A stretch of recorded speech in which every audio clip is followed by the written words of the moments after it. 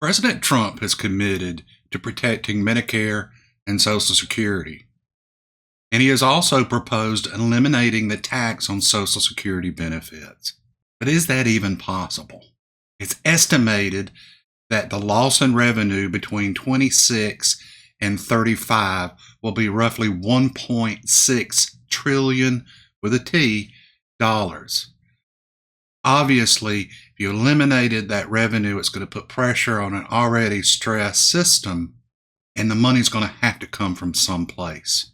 The other thing is, you would think that this is really designed to benefit the low-income earners. But the fact of the matter is, they're probably not paying tax on their Social Security benefits now. So with this really only benefiting higher earners, I don't know if he can get it done. But the fact of the matter is, currently, our system is that Social Security benefits can be taxed up to a maximum of 85%.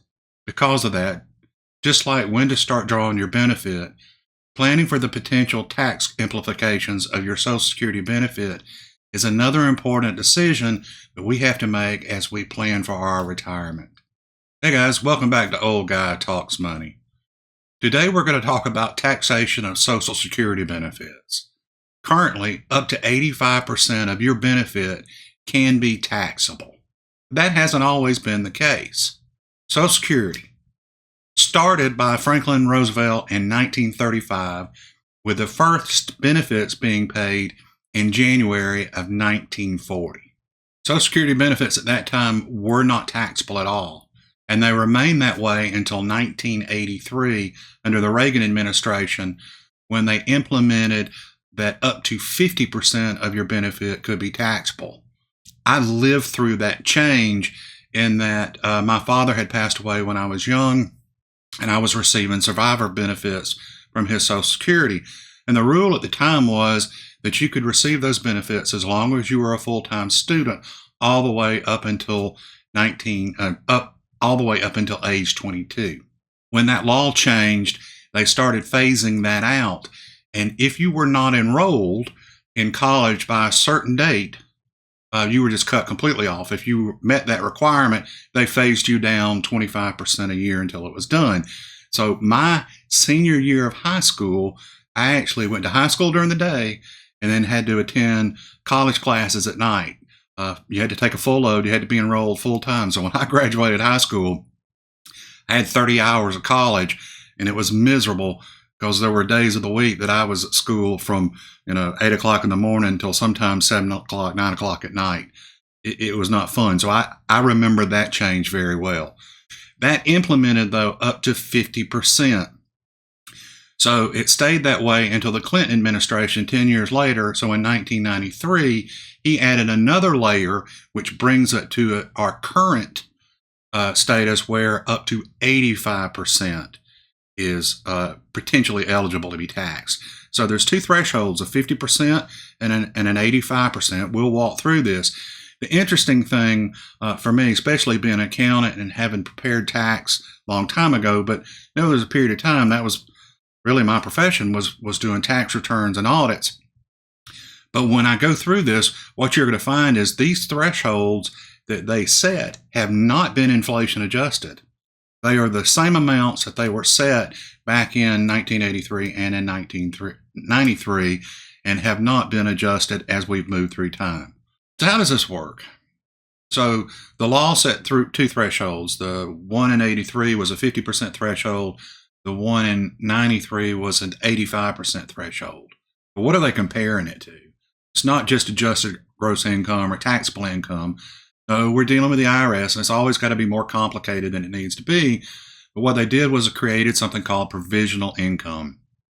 And provisional income equals your adjusted gross income, or AGI, plus your tax-exempt interest, plus 50% of your Social Security benefit. Once you get provisional income, you compare it to the thresholds.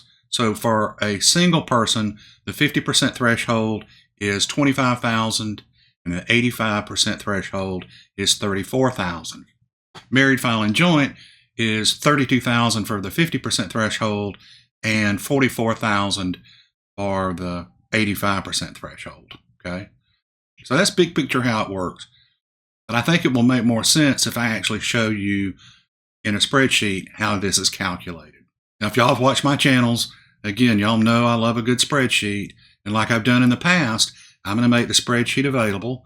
So send me an email, send it to oldguytalksmoney@gmail.com. I'll put the thing up there so you can do it. But if you want a copy of the calculation of the Social Security, the taxable portion of your Social Security, shoot me an email and I'll send it to you. Okay, so let's look at the spreadsheet.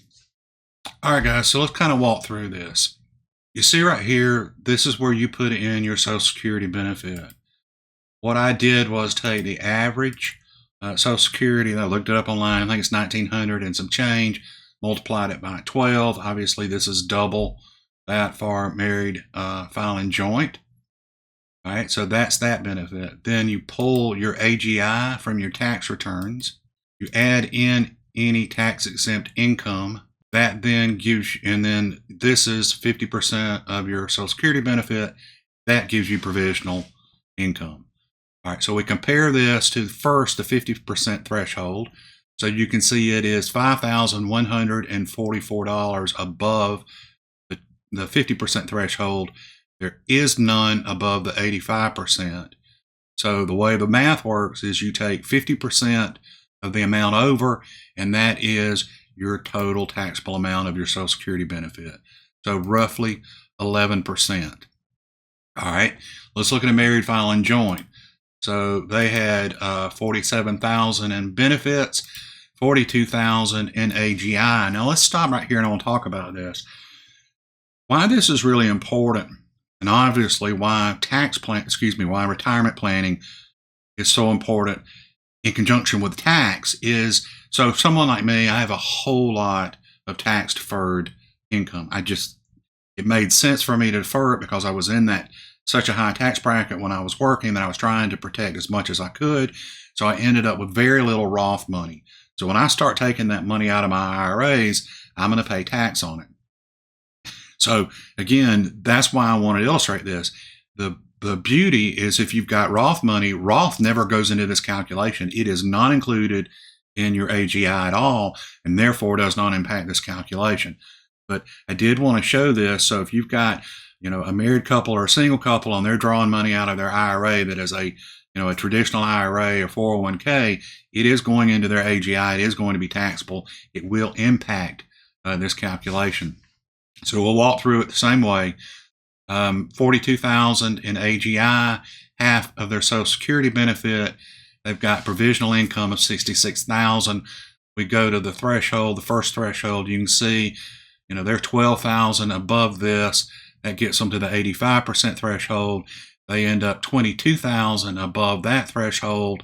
So the math, 50% of the amount over here, so $6,000, and then the 85% amount of this, you combine it, and you end up with the total taxable of $24,945.